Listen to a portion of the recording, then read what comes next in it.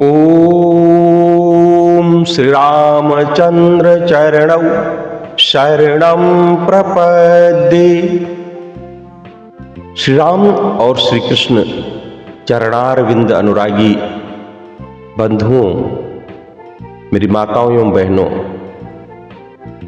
हमारे अध्यात्म जीवन में यदि हम पुस्तकों का अध्ययन करें और यदि हम गुरुजन विंद के वचनों पर अमल करें तो हम पाते हैं कि बहुत सारी जो उनके बातें हैं, जो उनके विचार हैं, वह इतना प्रयोगात्मक रहे हैं कि उनका दो दो वाक्य अगर हम अपने मन मस्तिष्क में धारण कर लें, हृदय में बिठा लें, तो हमारा जीवन सार्थक हो जाता है।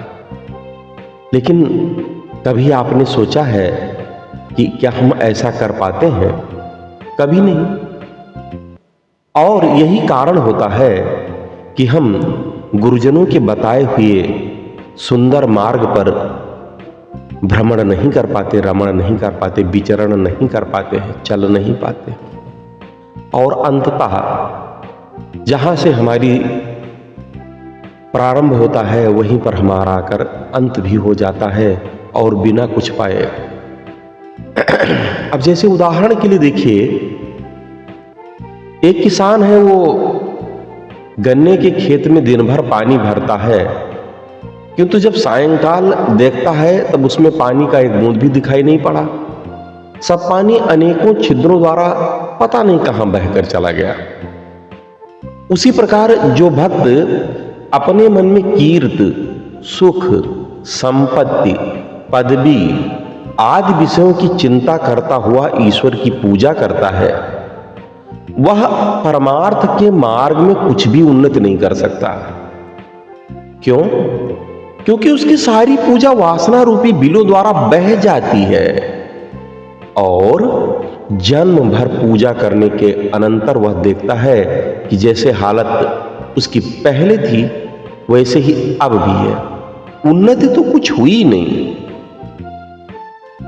एक और उदाहरण से समझने की कोशिश करते हैं। अच्छा, देखा होगा आपने, जैसे एक छोटा सा बच्चा है, जब वह सिंह का मुखौटा यानी चेहरा अपने मुंह पर लगा लेता है तो उसका चेहरा भयंकर दिखाई देता है। अच्छा, यदि वो उसको लगाए हुए अपने समूह के किसी और बालक बालिकाओं के पास जाए और दहाड़ मारकर उसे डराए, तो आपने सहसा देखा होगा कि वो बच्चे एकदम जोर से चिल्लाने लगते हैं, सोचते हैं कि अरे अब तो मैं भाग भी नहीं सकता, ये दुष्ट तो मुझे खा ही जाएगा। किंतु जब बालक अपने चेहरे से सिंह का वो मुखौटा उतार डालता है, तब उसी समूह के भाई बहन उसे पहचान लेते हैं और उसके पास जाकर प्रेम से कहते हैं, अरे ये तो मेरे ही समूह का है। यही दशा संसार के मनुष्यों की भी है। वे माया के झूठे जाल में पड़कर घबराते और डरते हैं, किंतु माया के जाल को काटकर जब वे ब्रह्म के दर्शन कर लेते हैं तब उनकी घबराहट और उनका डर छूट जाता है, उनका चित्त शांत हो जाता है और तब परमात्मा को वे हवा न समझकर अपनी प्यारी आत्मा समझने लगते हैं। अब मेरे ख्याल से ये बात आपको समझ में आई होगी। ऐसे बहुत सारे उदाहरण हैं।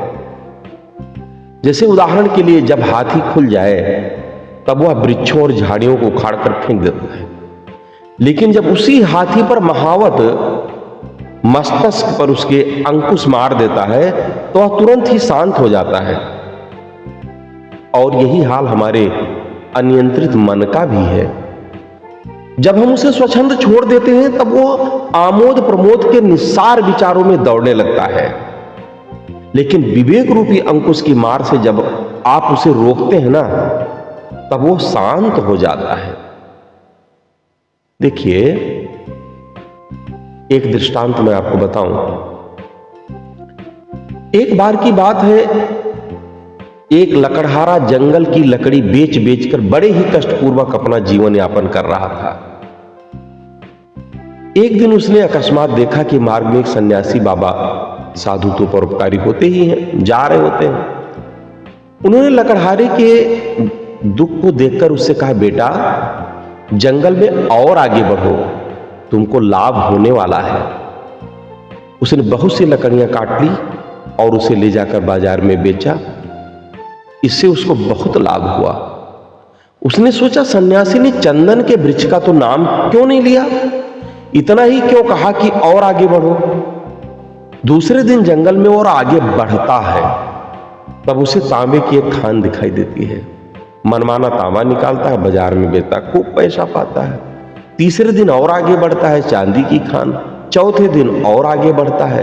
तो ऐसे आगे बढ़ते बढ़ते बढ़ते बढ़ते वो बहुत बड़ा धनवान हो जाता है।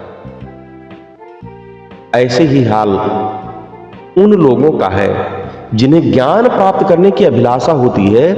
वो थोड़ी सी सिद्धि प्राप्त करने पर वो रुकते नहीं हैं, बराबर बढ़ते ही जाते हैं, बढ़ते ही जाते हैं, बढ़ते ही जाते हैं, और अंत में उस लकड़हारे की तरह ज्ञान का कोष पाकर आध्यात्मिक क्षेत्र में वे धनवान हो जाते हैं।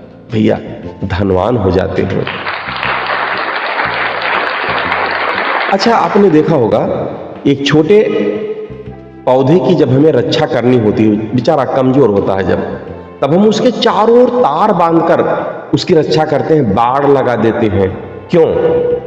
कहीं बकरी, गाय या छोटे बच्चे उसे नष्ट न कर डालें, इसीलिए तो।